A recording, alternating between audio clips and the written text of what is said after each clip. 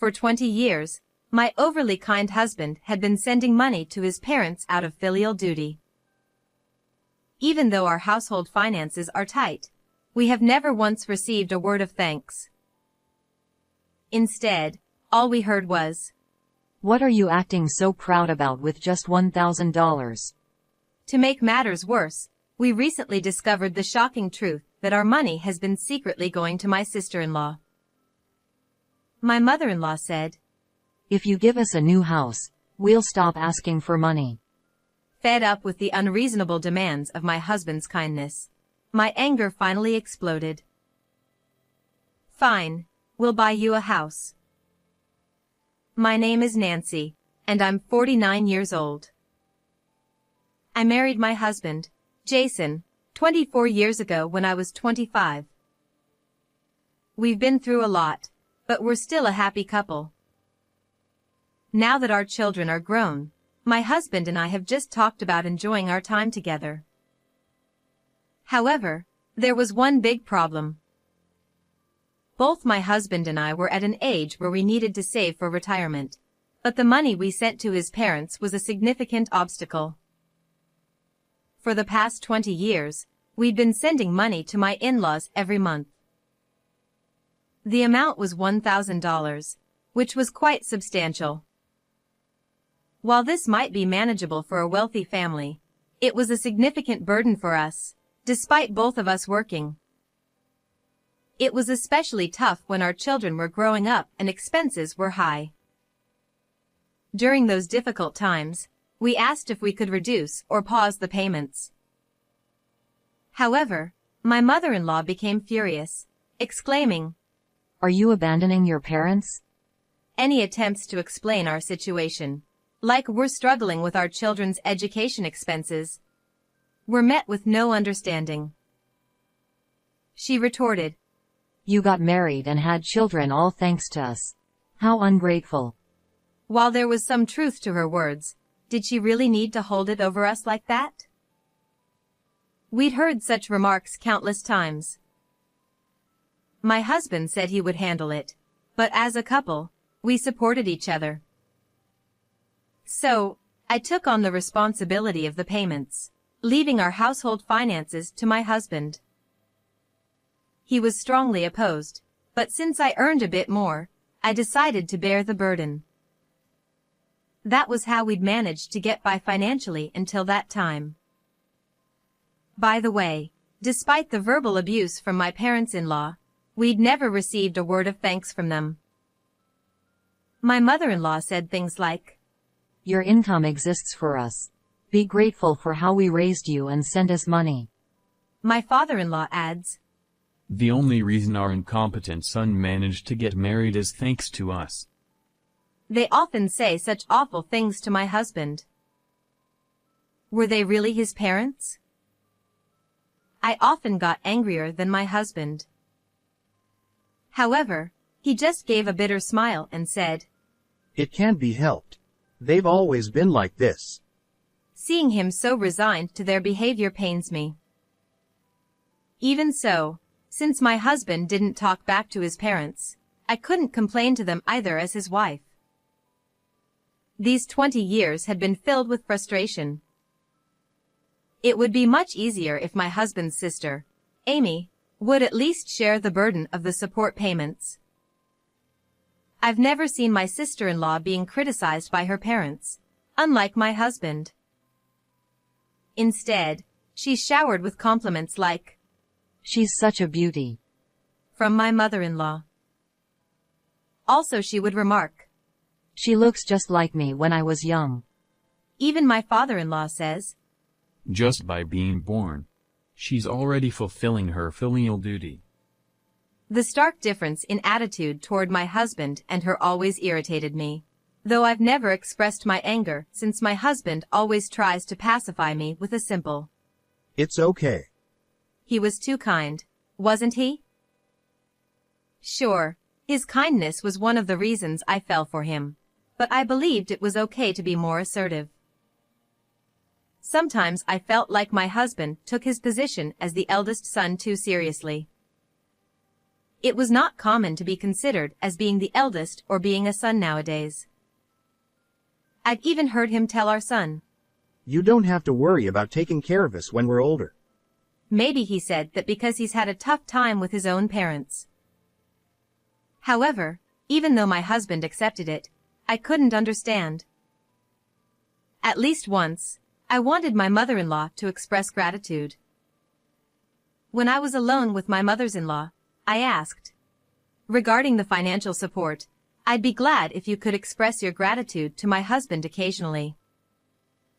At that moment, my mother-in-law looked puzzled. Then she said, Isn't it natural for a son to provide financial support to his parents? Why should I have to say, thank you? She completely failed to understand what I said. Instead, her attitude was like if I was the one who was strange. I was speechless at such a response. I was taken aback. But she appreciated her daughter, Amy, even the little things. My mother-in-law praises, She's such a kind daughter, visiting her parents despite being busy. Amy only went home about once a year, sometimes just for a day. In contrast, we visited once a month, and we were often called over for this and that. Usually, we were given tasks to do, but we've never been thanked once. Was there such blatant discrimination? However, judging by my husband's behavior, it seemed he's been treated this way for a long time. In what seemed like a confirmation of my husband's accounts, the photo albums always depicted him as a child with a melancholic expression. His clothes often appeared hand-me-downs or ill-fitting, and there were numerous instances where they seemed too tight. In contrast, Amy always wore charming and neat attire. Interestingly, there were no pictures of my husband's birthdays, yet Amy's lavish birthday photos adorned his album. My father-in-law adamantly declared, You must attend a public high school, and we won't cover university expenses. Which led my husband to rely on student loan to pursue higher education. Conversely, Amy was given the freedom to attend her preferred private high school. Although her parents funded her college education, she dropped out due to a carefree lifestyle, without any reprimand from them, simply dismissed by my mother-in-law with a resigned, Well, that's just how it is. My father-in-law even went as far as saying, Going to college and accruing debt through student loans is foolish. Which was utterly unfair.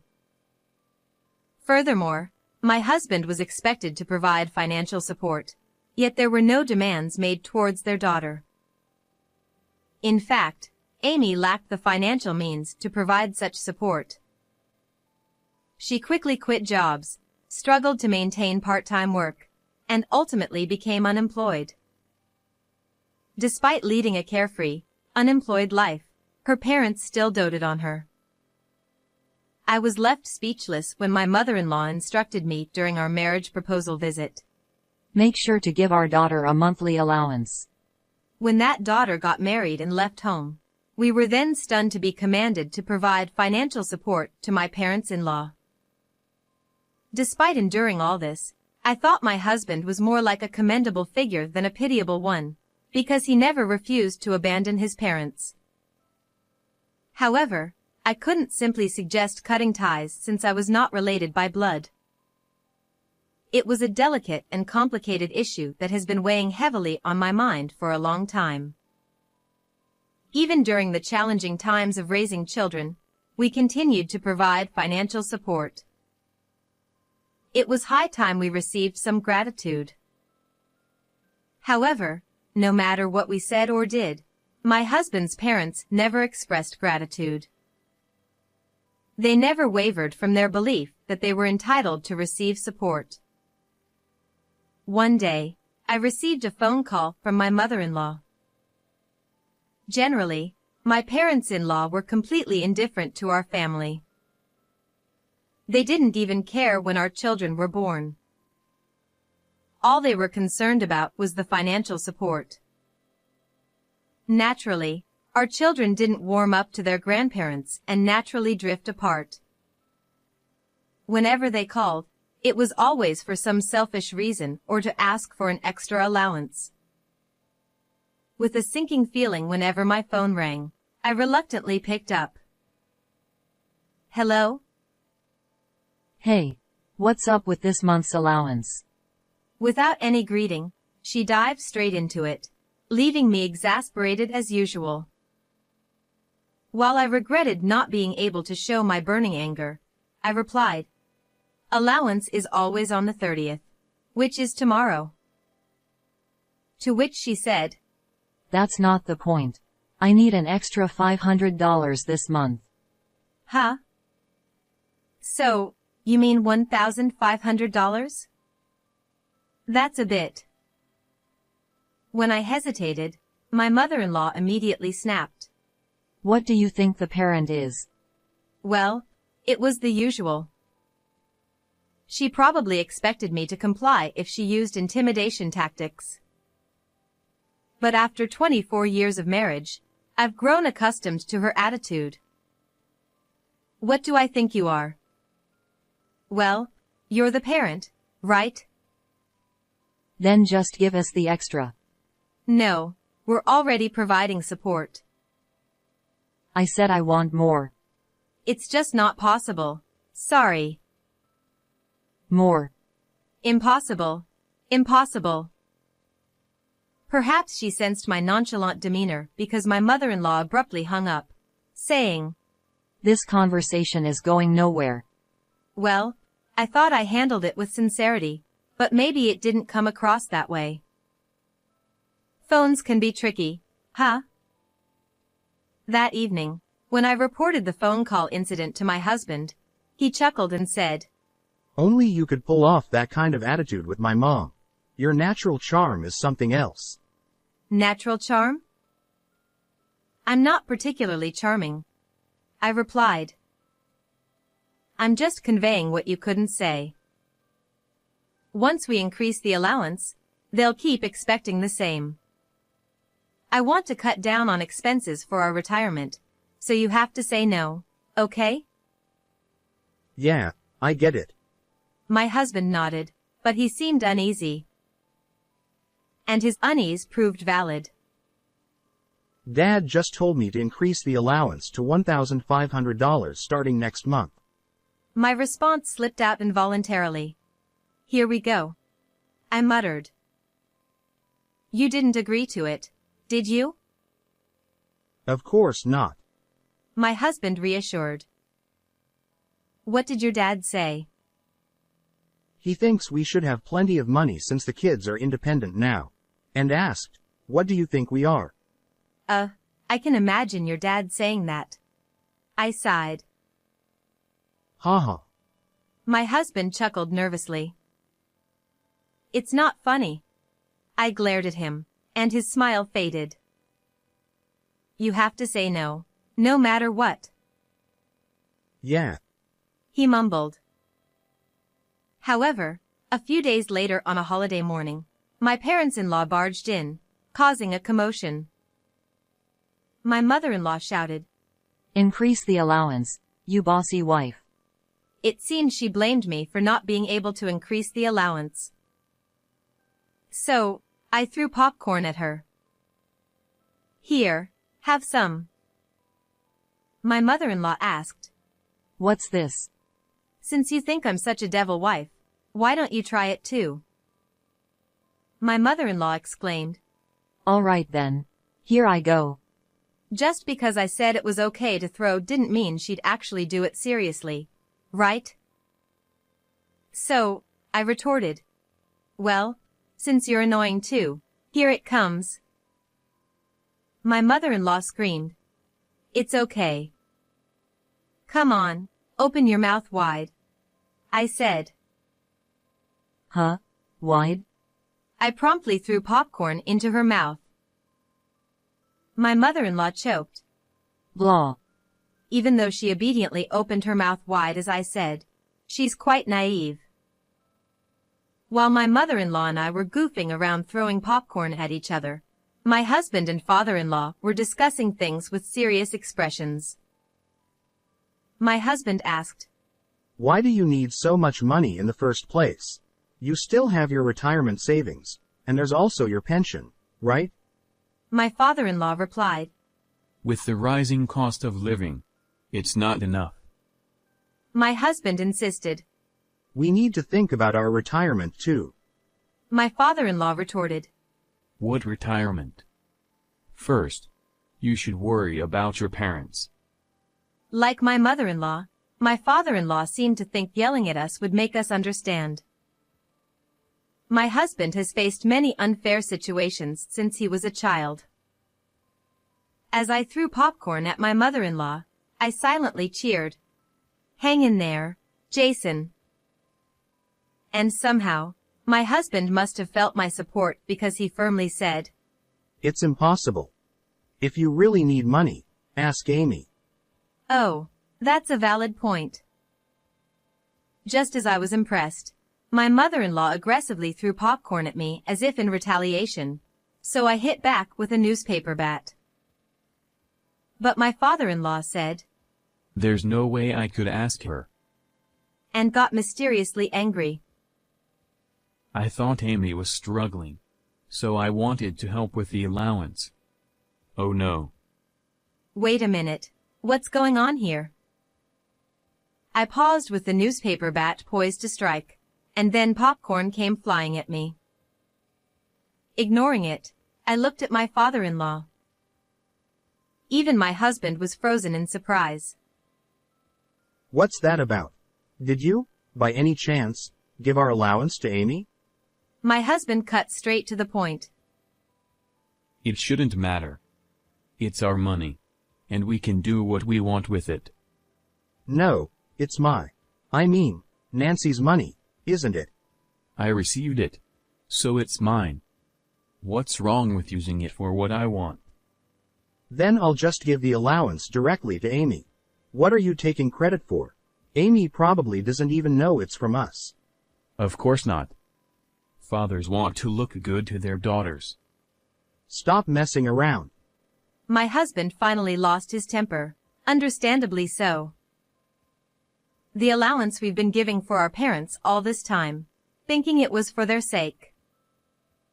Even though it was coming out of my salary, it was essentially our family's money. We'd endured not going on trips as a couple and sacrificing to keep sending it, but this was just too much. Finally, tears welled up in my husband's eyes. These tears were probably more filled with frustration than sadness. As his wife, I understood his feelings well. My husband had endured being treated differently from his sister for so long. Despite that, he continued the allowance for his parents' sake. Only to find out it was for their daughter. No wonder even my gentle husband would be angry. Overwhelmed with shock, my husband silently continued shedding tears. I gently placed my hand on his back and stared daggers at our parents. Both of you have gone too far. For the past 20 years, we've been sending allowances and all you do is criticize us. Favoring Amy behind our backs. It's so unfair to my husband. No words of gratitude for us, and now you talk about increasing it? Stop kidding yourselves. There was no need to endure it anymore. I said it bluntly, not just for my husband's sake, but for ours. Then, instead of feeling flustered, both of them chuckled smugly. Pretentious over a mere $1,000. Surely, they were underestimating that their kind son would never abandon them. That was certainly not wrong. But my husband had not only his parents but also me, his important spouse. Shall I throw the popcorn again? I glared, and my mother-in-law laughed. Your father's right. Acting all high and mighty over $1,000. You should say such things after gifting us a new house. Huh? If you do that, you won't need to send allowances anymore. Well, it's probably impossible anyway. So the increase is a must. Fine. I'll take you up on that. Huh? To dismiss my mother-in-law's absurd demand for an increase based on her mysterious logic, I nodded. Both of them looked bewildered. It's fine. I'll buy the house for you. Really? Both of them stared wide-eyed at my words. Even my husband looked at me in astonishment. Please don't look at me like that. While thinking it was not that big of a deal, I smirked. Several months later. The house is ready. I called my in-laws to the newly built house. Here it is, your new home, where you'll spend the rest of your days. With a beaming smile, I led them inside. It was a very large single-story house, more than spacious enough for a couple to live comfortably. What's this? My mother-in-law's astonished voice prompted me to proudly spread my arms. Look at this vast land. A garage big enough for several cars. You could turn it into a farm or put effort into gardening. Maybe even keep lots of goats or other animals. Wait a moment. But above all, look at the size of this house. And this traditional thatched roof. It's a rare experience in this area. Wait, just a moment. You've never had an experience like this before, have you? Wait a minute. No electricity or gas. It's the ideal old-fashioned farmhouse. Now, enjoy country living to the fullest. Just wait a second. Hold on. Interrupting my increasingly excited speech, my mother-in-law shouted with a bright red face. What's going on? You're too excited. Where on earth is this place? It's a secluded house deep in the mountains, I proudly announced. You've seen these kinds of houses on TV, right, in the mountains? And now, it was right in front of us. Impressive, wasn't it? As I looked at my mother-in-law with a smug expression, she stared back, then suddenly snapped, startled by the situation. Why do you find such inconvenient places? And what's with this rundown house? I heard we were getting a new house built, so I expected something brand new, but this definitely looks secondhand. What are you talking about? It's a brand new house built using all reclaimed materials from an old house. So basically, you dismantled an old house that couldn't be lived in and rebuilt it with its materials? It's perfectly livable now, so there's no issue. No. At least install gas and electricity. Why? Why? You. My mother-in-law looked at me with a defeated expression as I tilted my head. What's the problem? You asked for a house to be built, so I did it. Why are you unhappy? I have nothing but complaints. Rolling my eyes at their extravagance, I glanced at my husband, who wore a very complex smile. But, if you've been given a house as a gift, you'll stop the allowance, right? Huh? It's not a huh, right? I asked my father-in-law. Isn't a new house supposed to have the scent of wood and be fully equipped with brand new walls? It is a newly built house. I glared at my father-in-law, who fell silent, realizing it was not the time to nitpick. Hold on. We can't live in a place like this. I'm going back to our old house for now. Get the car and take me back. As my father-in-law stood dumbfounded and my mother-in-law continued to raise her voice, I replied with a cheerful laugh. It's all good. What's good about it? It's definitely not good at all. As a token of gratitude for repurposing this super rural, secluded house in the mountains, the previous owner left behind various furniture for us. You can start living here right away. Oh, and the vegetables in the backyard garden seem to be ready for harvest. Huh? So, let's embrace self-sufficiency. What? Living here will surely rejuvenate you. This house definitely has the vibe of a friendly spirit, and it'll bring you good luck. A friendly spirit? Are you serious? I'm always serious, I said firmly, and she gave me a look of extreme displeasure. Why? Just a 30-minute walk from here. There's a bus stop. With that, I left with my husband in the car. Well, I was thrilled they were so happy they could cry. It was worth splurging on buying the house. With the incredible deal we got on the land and the previous owner covering the reconstruction costs, my parents-in-law must have been touched. I'll just pretend I didn't hear it when my husband muttered. Naturally terrifying. Anyway, I bought them a house and fulfilled their wish. It was not perfect, but it was livable, so let's count it as a win. With the allowance finally ending, we could now start saving for ourselves. Hooray! One day, just when I was thinking everything was going smoothly, I received a phone call. It was from my father-in-law. What's going on? Getting yelled at out of the blue. What's that all about? Apparently, my parents-in-law couldn't adapt to life in the mountains and ended up returning to their old house. Well, that was their choice. Their prerogative, you know. We tried to sell that house to get some cash, but it's not selling.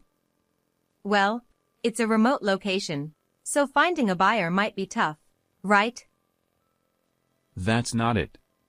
We consulted with a real estate agent, and they said it could appeal to people dreaming of country living. We thought we'd have buyers lined up. Oh, I see. Seemed like there was demand for retiring to the countryside quietly or giving their weary urban souls a break. But I can't sell it. And he was shouting. What's the deal? It's not in my name. I could imagine my father-in-law on the other end of the phone, his face red with anger. Well, yeah, that's true. I replied in a hushed tone, as if to say, what nonsense are you talking about? What did you say? Did you deliberately put the house in your name? So, that secluded house in the mountains that I bought for my parents-in-law was actually in my name.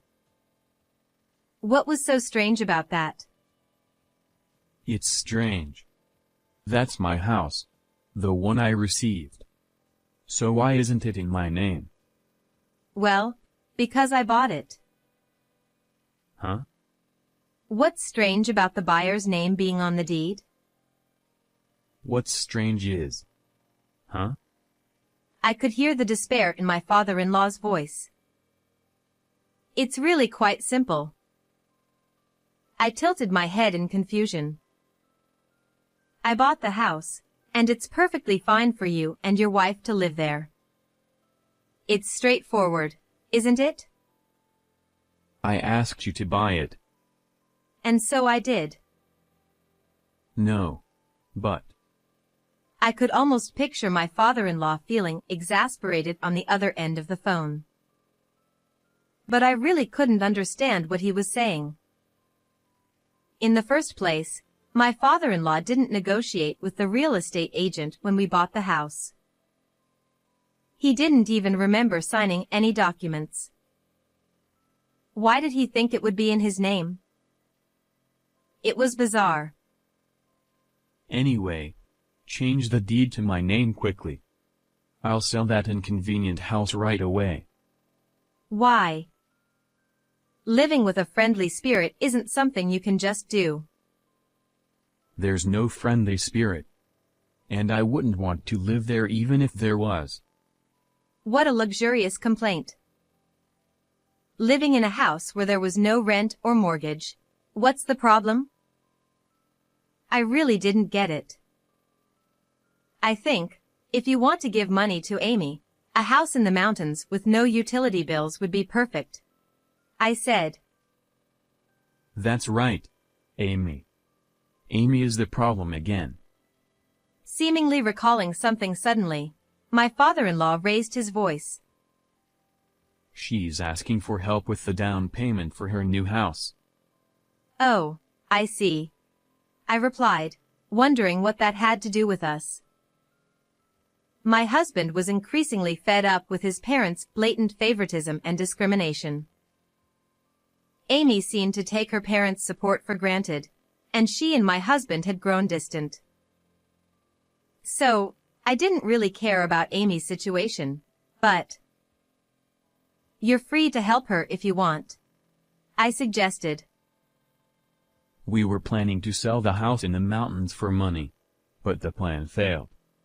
You two should take responsibility and provide the money. No, thank you. I cut in, rejecting the idea outright, and hung up the phone. Immediately, the phone rang again. Annoyed, I answered, and my father-in-law shouted, If you don't want to, then put the house in my name. And again, I replied firmly, No, thank you.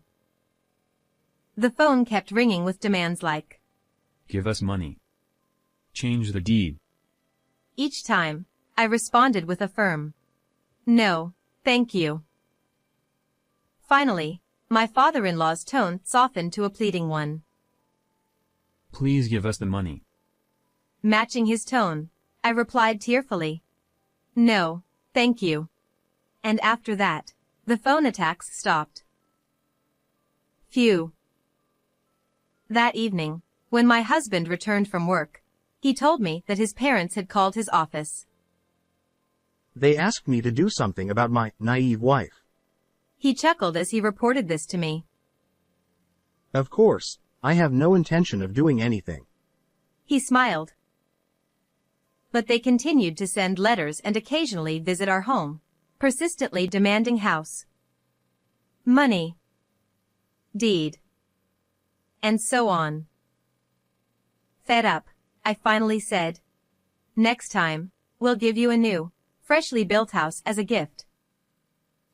And finally, the relentless attacks stopped. After a while, my husband and I went to my parents' house.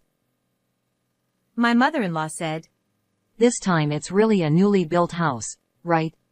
So, I nodded vigorously and said, Yes, I built it. My father-in-law looked satisfied and exchanged glances with my mother-in-law. He asked, Oh, really? By the way, where is it? We don't need another house in the middle of nowhere in the mountains. I reassured him. Don't worry. Whether it's in the city or anywhere else, you can put it wherever you like. Perplexed, my father-in-law asked, Put it wherever? What do you mean? So, I repeated, You can put it wherever you like. Confused, they both tilted their heads in unison as I dramatically placed a package I had secretly brought with me. My mother-in-law exclaimed, What is this? It was a large parcel that would surely excite her. This is something you'll love for sure. It's that kind of house, I said proudly. She replied, Huh? I then unveiled the contents of the large package. What appeared was a miniature version of a grand mansion. My father-in-law exclaimed, What in the world is this? My mother-in-law gasped. What? A dollhouse? My father-in-law was shocked and his eyes widened, and my mother-in-law was bewildered. Puffing out my chest proudly, I declared, Isn't it amazing? I made this. My mother-in-law was astonished. Huh. I'm actually quite skilled at crafts. I make dioramas as a hobby, I explained. My mother-in-law couldn't believe it. What? I continued. This is indeed a house I built. Please accept it. She exclaimed in disbelief. What? It was a dollhouse that any little girl would be delighted with. Looking at their stunned expressions, I thought to myself, I did a good job. I was glad that they were so delighted that they could say nothing. Especially, I hoped my mother-in-law could play with it. My husband and I left my parents' house, leaving them speechless. It seems like they were both really pleased. That's great, I said to my husband, who replied, You're so goofy. I refrained from saying, I'm not goofy, it's intentional, and just stuck my tongue out inwardly. After that, the two of them kept bothering me with various messages, but I ignored them all. Eventually, they quieted down when they realized their attempts to impose on me were futile. Just when I had forgotten about them, I received a call from a relative. It turned out, the two of them were strapped for cash and had been begging for money everywhere. Apparently, in a bid to impress their daughter Amy, they sold their previous house and offered financial support for Amy's new home. When Amy asked them to live together in the new home, they agreed to help, but as soon as they sold the house and handed over the money, communication ceased, leaving their plans to live in the new home in ruins. In other words, Amy had used them to her advantage. Like parents, like children. My husband, who doesn't resemble that family at all, must be a genetic mutation or something. Abandoned by their daughter and estranged from their son and daughter-in-law, the two of them, rejected after begging for money everywhere, eventually found themselves in that lonely house again. Well, at least it provides shelter from the rain and wind. I'm glad my purchased house could be of some use in its odd way. Amy, who deceived her own parents, got what was coming to her. Raised by indulgent parents into an incredibly selfish daughter, she ended up having a big fight with her husband and got a quick divorce. The reason for the fight was Amy's infidelity. It turned out that the money she received from her parents was actually spent on her affair. Again, like parents, like children. It's a complete mystery how my husband turned out to be a decent human being. Perhaps it's because he wasn't raised properly by those parents. Amy, with nowhere else to go, apparently headed to the same lonely house where her parents reside, and is now living with them. However, with a daughter who betrayed them after being spoiled rotten and those stubborn parents, there's no way they can get along well. Amy, who's now unwilling to work, relies solely on her parents' pension for a poor quality of life. As for me, with that annoying allowance gone and freed from the shackles of my husband's parents, I finally felt like I could breathe freely after a long time. Now that we have some breathing room, let's go on a trip, I suggested excitedly as we looked through a stack of brochures from travel agencies. Nancy, I'm sorry for everything. Thank you, he said, taking me by surprise. Seeing the relief on his face, as if a burden had been lifted, I simply nodded and replied, Sure. I said, Let's spend a happy retirement together, my dear. I could see his gentle smile, which I adore.